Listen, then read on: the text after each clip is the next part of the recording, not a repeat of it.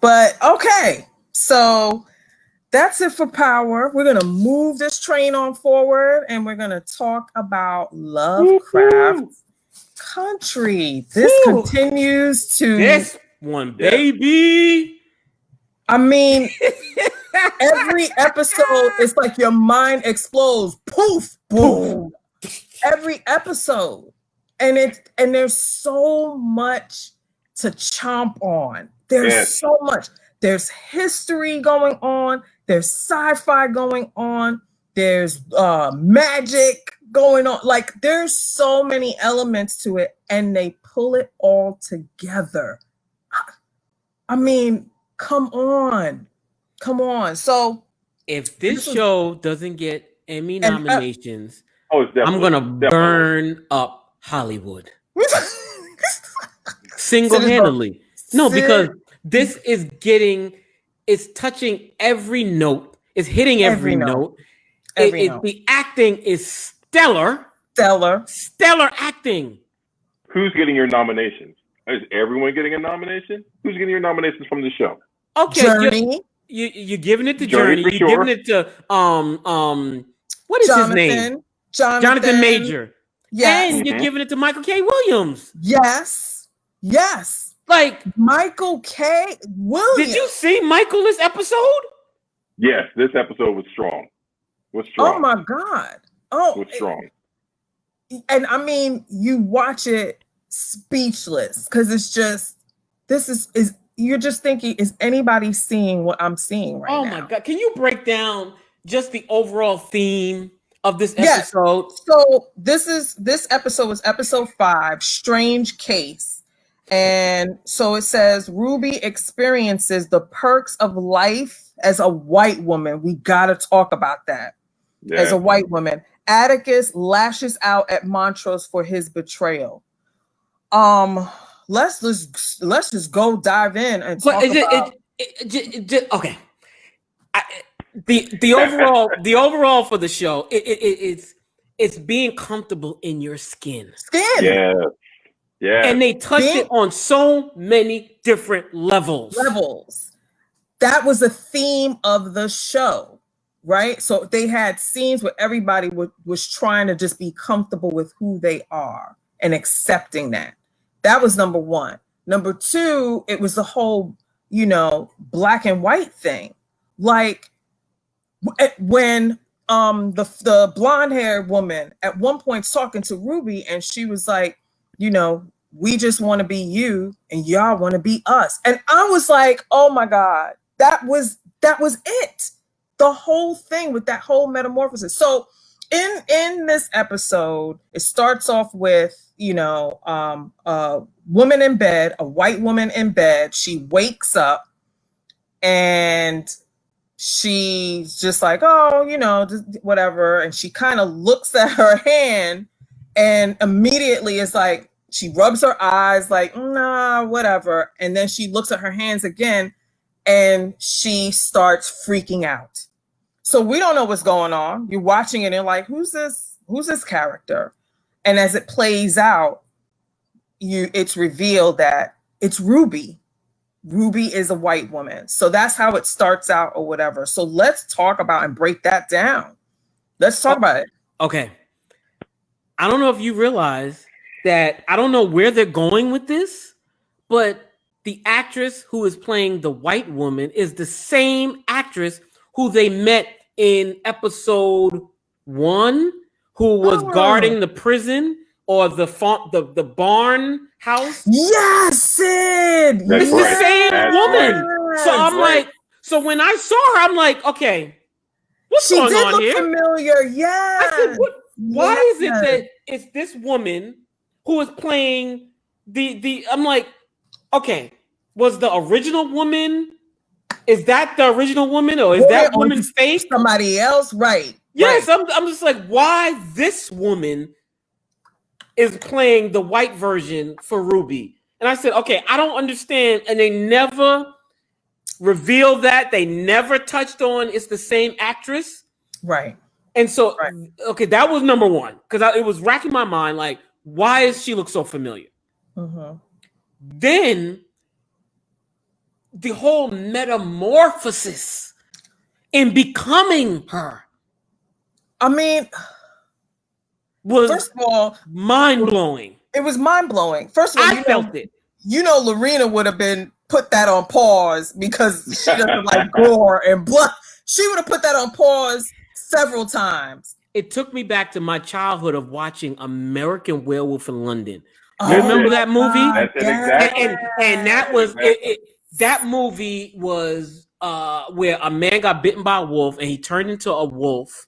Yes. And that was like the first. I think that's where Michael Jackson Thriller may have gotten his inspiration from.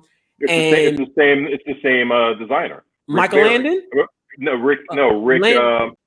No, the guy who did the makeup and the costume transformation for American Werewolf in London also did Thriller. Got you. Yeah. So Right.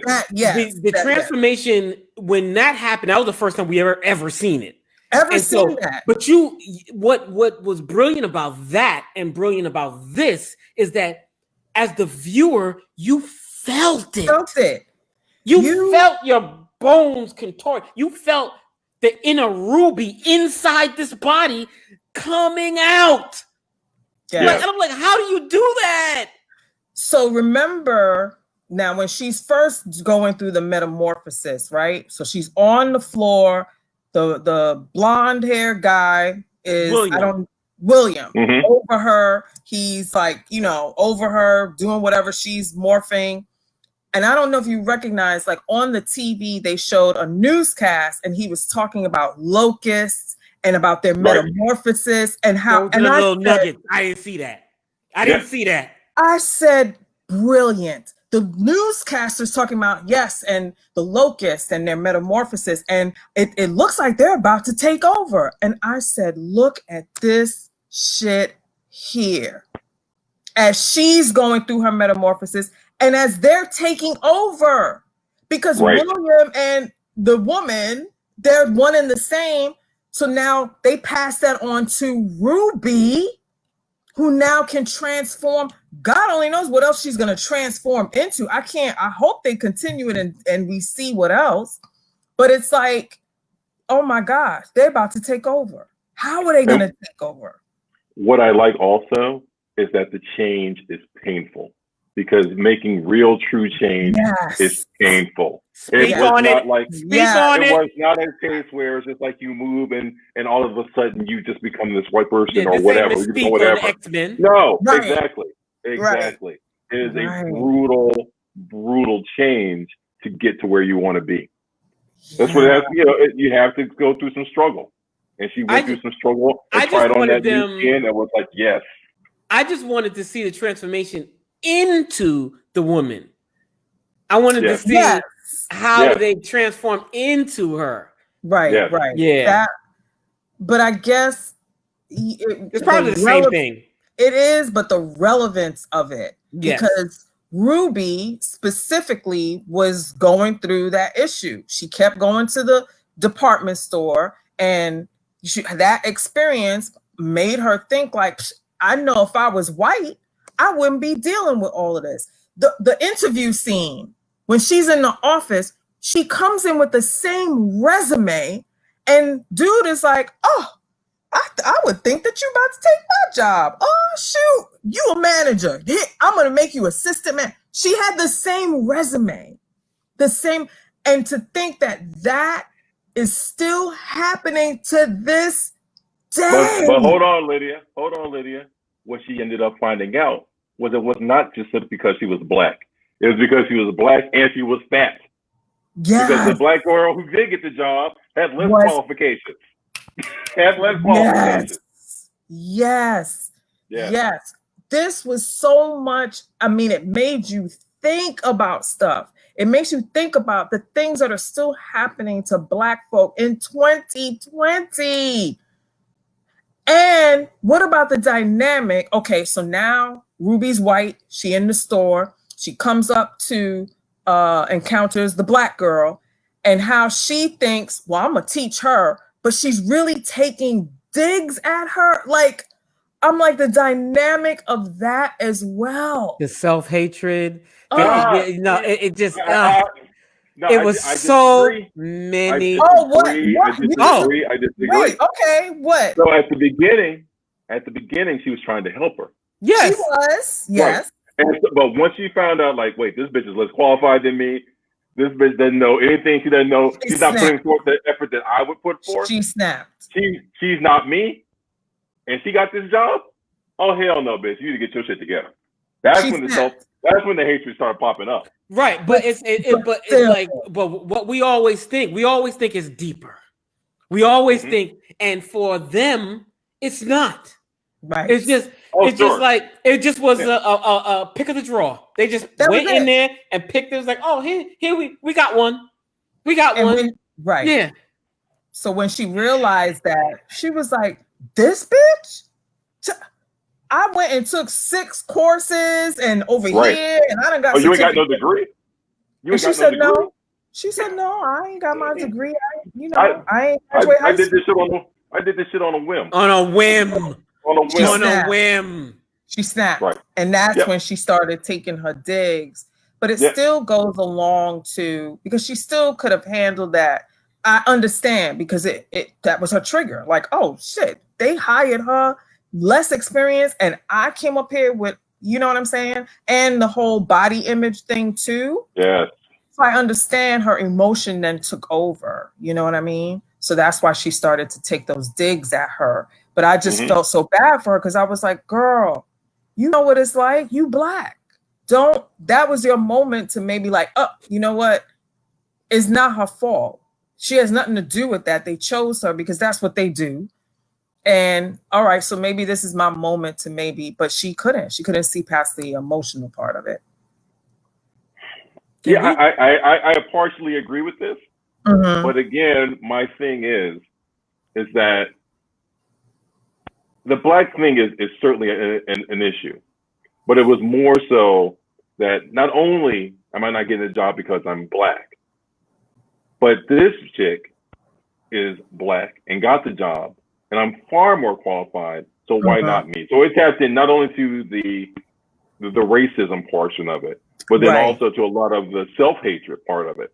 Like, why not me? Right. Why not me? So deep. I mean, it was so deep. But I wonder what a white person watching the show, what are they taking in when they see this image, when they see, okay, white women talking amongst themselves, right? You know, and what the conversation is, right? And how they're being portrayed. You know, do they feel it's realistic? Do they feel it's realistic? Right. You know, because it's still from our vantage point. Right. It is. So yeah, it would be really interesting. And I would say, no, it's going to be different, because we're all looking through different lenses. We are all coming with the experiences that we are coming with. So it's going to be different. So it may not be how we're saying, oh, we see it like this. They might say, no, that wasn't it. Maybe they just liked her demeanor. Maybe they liked her demeanor and they said, oh, well, let's hire her. Maybe it wasn't as deep. You know what I'm saying? So I think it is it would be different than how we see it. But I thought it was. Can we just fast forward a little bit on Ruby and get to the ending scene with Ruby and her boss? Oh, okay. Sid. Another scene that would have freaked out Lorena. It was so rough. I didn't know where she was going with it. Well, at first, yeah. Break it down. Break it down what the scene is. So right prior to that scene, she went out as a white woman with the other white girls in the at work. They go to the Black side of town and hang out with the Blacks. And they're all, whatever. She goes out back or something. I forget how she just goes out back, because I think she was gonna drink the potion. She was transforming back. Right. But was she well, as she's doing it, remember she had the vial in her hand and it busted or whatever. So I wasn't sure, was she about to drink it or she was like, forget it, I'm just going to transform, whatever. I think she was saying, yeah, forget it. Forget it. Right. So she's transforming back into Ruby. And then as she's doing it, she hears voices, and it's the white manager from the store and the black girl. And he sexually assaults her in the alley or something like that. So then fast forward to the scene, she's a white woman again, and she's in the office with the manager and says, hey, I can't work here anymore. And then he's like, oh, what? What's going on? And she's like, no, I'm attracted to you and I don't think it would be good. So the scene moves forward where she's like, I really want to sleep with you. And she didn't say it that way, but she's like, I want to sleep with you. So I think it's good if I go. So then they start to flirt and start to canoodle and stuff. And then she takes over and she just starts dominating him and he's loving it. Oh my God, I'm all in this. And as you move forward, she's dominating him and she ties him up. She, tells him, get on your knees and do this. And she takes her stiletto heel and she's like, suck it, put it. Oh, I mean, it was graphic. And then, so his pants is down or whatever. She gets him on the floor and she takes the stiletto heel and proceeds she rapes him with it. Viciously rapes him. He is screaming. And then she transforms back into Ruby, skin, blood, everything dripping everywhere. Now, what are your thoughts on that? I felt like she shouldn't reveal. She shouldn't have revealed herself to him. I felt that. I did. Only if she was going to kill him. If she wasn't going to kill him, she shouldn't have nothing. Yeah. Right. So that's why. Okay. So when I watched it the second time, because the first time I was like, Ruby, why would you reveal yourself? Because she transforms back into Ruby, and then she says to him, I just want you to know that a nigga bitch did this to you. Because when he sexually assaulted the other black girl, the black girl ran from the manager and he said, get back here, nigga bitch, or something like that. So she just in turn said, I want you to know. So in that moment, now she's Ruby. He sees her and I'm like, Ruby, what you doing? Like, so now he's gonna know. But you know what I thought in that moment, Sid? I thought he's not gonna say anything. He can't. Because he can't. She viciously raped him.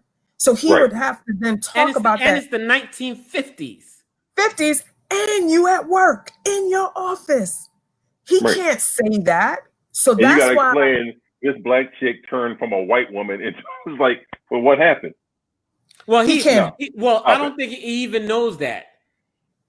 All he knows is that the original woman is not there, and this new woman is there. True. So he can't explain. Right. He can't explain. Yeah. If anything, she let this other person in, and then she came and did it, and so But my thing is, like, you should just have satisfaction in doing that to him, not showing that you were black, so that because he doesn't have to take the law and go, follow. He can just do it on his own. Round you up. Yeah, he can round you up. It's the 1950s. Right. So he can do it on the fly. So yes, I did think that too, Sid. I was just like, okay, why is she taking this chance? Why is she not killing him? Yeah. Right. So I think that that's going to come up later. I don't know. Maybe it won't, but maybe it will. Right. But I thought that too. Like, Ruby, what are you doing? But maybe now they're teaching her about this black magic. So maybe in that, she's starting to get more confident. Like, because she asked at one point when she was in the bathtub about the magic and, oh, why would you do it? Why am I special and you're showing me all of this? Yes, Sid. They could erase his memory. That they did to Letty and to the father. Right. So she can erase his memory.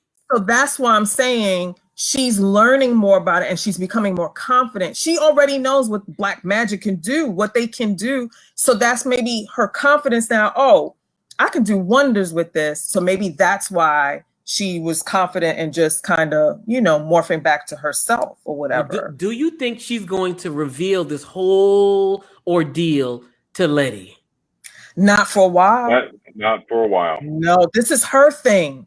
This is her thing. Remember, she's jealous of Letty in a lot of ways. She feels like Letty is, always, you always traipsing around. You always got this. This is her thing. I can't remember. Does Ruby even know anything that happened in the house?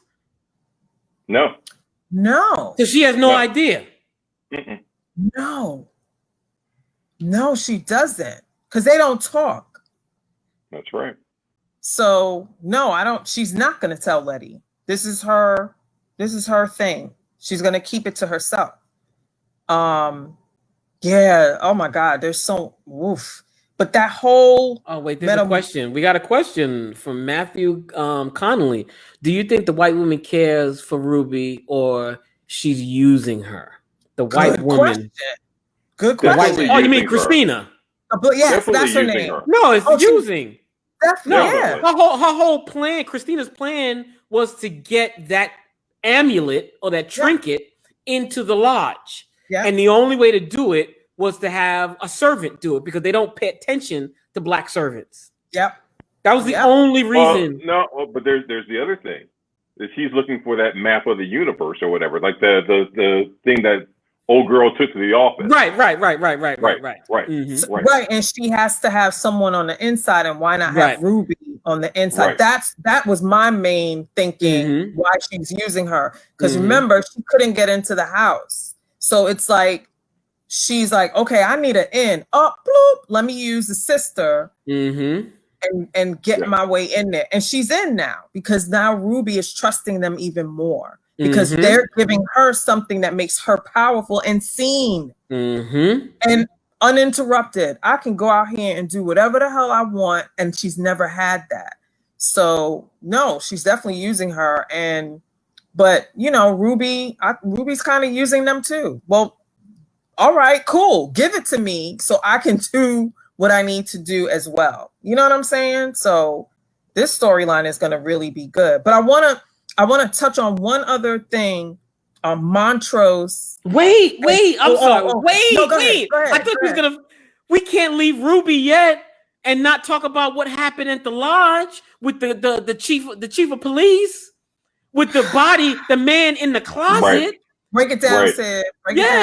Yes. So, Christina, her end game was for Ruby to go and deliver this amulet trinket into the room where the police chief is. And so she goes in and, I think the only thing she has to do is put it in the room, not a particular place. And so while she's in there, she hears people coming. So she goes and hides in the closet. The closet where now we find out from the other episode what was in the closet is a man is in the closet. Do we know who that man is? No, I couldn't. No. I didn't know. Okay, so we don't know who he is. But a white man is in there, gagged and whatever, beaten or whatever, and naked. And then the police chief comes in, and the other guys come in, and he's putting on his clothes. Now, does he have a black body? Yes, is like that a black body with his head sewn on? Yes, it looked like they sewn. Okay, what is it? It looked like it was a hairy body, like his body is covered in hair. You think it's a hair? I thought it was a black skin, or like it looked like an animal, like a bear, or decompose. I don't know. His head is sewn on to that. Yes. And she's seeing that from the closet. First of all, the man in the closet is throwing up green glob or some stuff. And she's I'm like Ruby's like Ruby like. She holding it in. She's being introduced to this world all of a sudden, so she couldn't even be eased into it. So it's like, what is going on? She sees his body, and it's like, what the hell is that? And we can't figure it out yet, but yeah. Well, wait, doesn't it make sense that he might be one of the experiments that they were talking about? Because remember, we were talking about this doctor in one of the previous episodes who was making all these experiments on humans. Yeah, of it course. seems like this guy's probably right. Of course. Could be. Right. Of course. I mean, or he's a sacrifice. He's a sacrifice, and it's just they need people in bodies. No. I mean, the sheriff. The sheriff's an experiment. Yeah, no, that's what he's saying. Oh, no, I thought you meant the guy in the closet is an experiment. No. The sheriff is the sheriff. Yes. Oh. Yeah. I mean, it could be. Wow. We don't know. We have yet to see what's the deal with that. You know what I'm saying? Also makes sense for him not being able to be a part of the lodge or whatever, or of the order. Right. Wow. Oh my God, layers. Okay, go Lid. Go to Montrose. Oh, so Montrose. yeah, right. Montrose goes to Cabrini Green Projects. I love how they were like Cabrini Green. Yeah. And he goes to this door, knocks on the door, and lo and behold, the bartender. You got to go one step before then, right? Because he goes there after he gets his ass whooped by his son. Right. So he's beat up, feeling dejected. His son done beat his ass. Okay. So he goes to. We're going to kill him. Right. Because the son realized that you kill the homeboy. And took the pages. Right.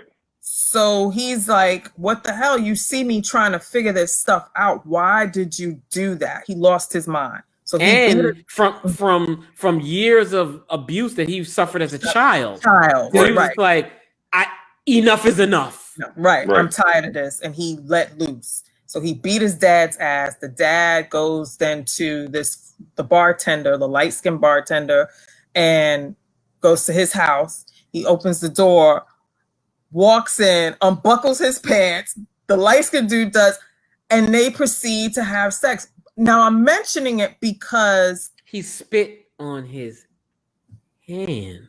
Said, if this show is nothing else but graphic in every way, on his hand. I said, what is about to happen? Have we seen that on television? No. So he go. No, go. He proceeds to have sex with this man, and it's raw. It's just raw and graphic and whatever. But what it also seems dispassionate. Go ahead. It is. It totally is. He's coming with all the anger, frustration, hurt, everything, because he done got his ass beat. Because remember when the dude opened the door, he said, who did it this time? The O-phase or niggas? And he didn't say anything. He just comes in. So he's coming with all of this and he unleashes it on this dude. That was one thing. So that's what made it so raw and animalistic and graphic and so forth. But I don't know if y'all noticed, there was a song playing while they were having sex. It was a Frank Ocean song. I had to Shazam it. Frank Ocean, Bad Religion. And I have subtitles when I watch anything nowadays. And I'm looking at the lyrics and I'm like, oh my God. The song is about Frank Ocean. He's singing about, basically, it's hurtful to love somebody that don't love you. And I'm sitting here like, is anybody listening? Go ahead, AJ, what'd you think about that scene? Like, talk about it. This was incredible because it's like, first of all, we hadn't necessarily seen an intimate relationship like that on screen before. As you know, the physicality of it, the kind of disconnectedness of it, where it was like, I'm losing all of my frustrations in this moment. I am releasing myself, and I need you to comfort me without you actually getting any comfort or getting any kind of tenderness or anything from me, right? And then, like you said, the song playing is basically from the perspective of the light-skinned Hispanic guy, right? where right. you come to me when you need this kind of comfort, but you don't want to be seen with me. You don't want to, you don't really accept me. You don't really accept yourself for who you are. And you don't accept me, right? Yes. And so I'm here for you, but I don't know how much longer I can do this shit because I'm the one who's getting hurt in the end. And you could tell from his face, like he was like, "Here we go again. Go ahead, just do, Sid, what?" So okay, my thing is, so they proceed to go to a drag party. Yes. Right? Yeah. Which, okay, I'm getting an education because I didn't know that drag went back that far. Oh, I didn't. In my mind, much further back. In my mind, drag started in the 70s. No, it started back in. I didn't know. It started back in Grecian times. Yeah. The Greeks used to do that back in the day. Yeah. I never thought. So when I'm watching them, and I'm like, wait a minute, this existed at this time? Yeah. There was an underworld like this at this time? Absolutely. And it was truly an underworld. Because in today, people get killed. So imagine back then, if anybody got a whiff that this place existed. Yes. So I'm looking at it like, wow. Mm-hmm. Wow. Right. There was a ball during those times. Yeah. Right. And I was flawed. I had no idea.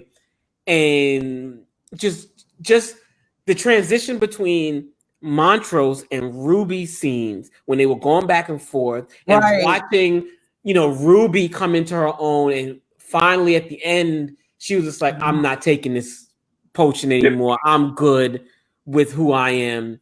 And then Montrose finally accepting. He's like, this is my world. This is my world. Okay, I'll let it go. I'm going to embrace you in this world and express myself. Right. And you felt every bit of it. You felt him. You felt him. And in that scene, I said, this is where nomination and Emmys come from. Yeah. Absolutely. This is where, when you look at this scene, that's award winning. Oh my God. That's award winning. That whole scene, especially what moved me. And he didn't speak the whole time. He didn't speak. Yeah. That's what I love, that when there's no dialogue and you just watch. You watch people's facial expressions, how they stand. He stood on the side the whole time, dejected still, but now slowly surrendering.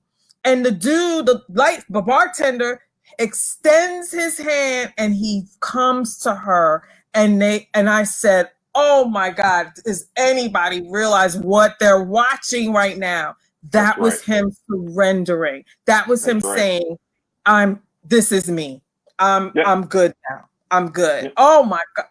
Listen, I watched that. The second time I watched it, I was like, he needs all the awards. Yeah, and it came full circle. And I'm like, okay, this is why you're so troubled. This is partly why you beat your son. You left your wife. You were in a marriage that you weren't truly who you were. Right. You were taking it out on Atticus. Atticus. And, also your wife, you can't fully be with your wife. So your wife goes to your brother. Right. And then you in your head think that your son is your brother's son. Right. And so, and you're trapped in this body who is not who you really are. It's the 1950s.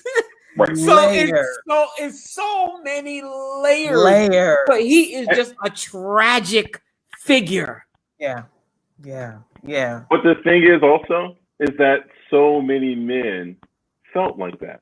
Not necessarily completely with, like, say, for instance, the gay piece of it, but that they couldn't be fully realized human beings in that era. That's the Black experience. Yes. That's the Black. You can't be fully who you were. Yes. You know, Matthew, we had to be the step and fetch it, the mammy, that like, you know, so that you had to, so white people felt secure. Yeah. If you were too dominant, too aggressive, you were taken out. Right. Yeah. Right. Yeah. Matthew has another comment, which is really good. You saw the struggle in him. I almost thought he was going to turn violent towards his lover. Yes. The storm brewing inside, that ending with him surrendering and letting how, I don't know what that is, was so powerful, was powerful. But no, seriously, like, I did think that. I thought he was going to then be violent towards, you know, his lover, but he wasn't. He wasn't. He just continued to, you know, have sex with him and just take it out that way. Oh my gosh, there's episode so powerful, right, in so many ways, and I love this show because every episode builds on the one before and becomes even more powerfully within the craziness, because you're watching it and all you say is, this shit is crazy. What am I watching? This is crazy. This shit is crazy. And the fact that it focused, I love a show that splits the attention and gives other characters lead. Oh, that makes a show brilliant to me. Yeah. It doesn't always have to focus heavy on the lead. Right. You build up the other characters so you give them more substance. Yes. Yep. I absolutely love that. So Letty and Atticus took a side. Were in there for about 5 or 6 minutes. They had a seat. Yes. They took a seat this episode, and I loved it. Yes. I loved it. I loved how they focused on Ruby. Like, I loved that, and just her struggle. I loved it. And Montrose, oh my God. This Lovecraft is an amazing, amazing show. The writers are amazing, and how every week they bring you craziness, but you understand the craziness and you want to see more. That's the part. Like, you want to see more. So anything else you wanted to bring up? Any other things that stood out for you? I think I made my little notes. I covered. We talked about everything that I made notes on. Let's talk about with the moving forward with the story. So Atticus at the end is translating the pages that Letty had photographed, and he translates the word die. And then he calls up the Asian woman who was in the beginning scene in the dream sequence. She was the alien that came down in all red. And so next episode, we're going to find out the backstory of this woman. Right. But he calls her, and she was waiting for his call and knew, and so it's just like, okay, here we go. Now we getting into the war, and this woman is like, okay, this show is touching on so many different segments, while still being coherent. Yes. The show, to me, the show is the Twilight Zone. It's an episode of the Twilight Zone every single week, and not bogging you down character with like intricate terms and explaining this, that, the other. Like it's clear. It's understanding. Like, it's just clear and it's coherent. Just like you said, it's crazy and there's a lot of it to it, but you understand it still. I love that. I absolutely love it. I do. Yeah. So yes, this was, so we're gonna rate this one. AJ, what's your rating? So my rating, I'm giving it a 4.5. I thought it was an excellent show. I liked the show in the sense that we took a step back a little bit from the monsters, and we had the artificial monsters and showed some of the real monsters, right? The human monsters, and then we allowed some of these other characters, like Sid said, to breathe and show their humanity, and have us fall more and more in love with them. So I thought it was great. 4.5 for me. Agreed. I gave it a 4.5. It was fulfilling. Mm-hmm. I was full. My cup runneth over. Mm-hmm. Oh my gosh. I have to give it a 5. I just do. It was it was everything. It was everything. Like I love how, you know, I love how it's just written. I love how they're getting into each character. And while, you know, each character has so many layers to it, you understand those layers while still referencing the historical portion of it. And you're not getting distracted by it or lost in it. It is woven into the whole series well. That's why I give it a 5. Beautifully done. Beautifully done.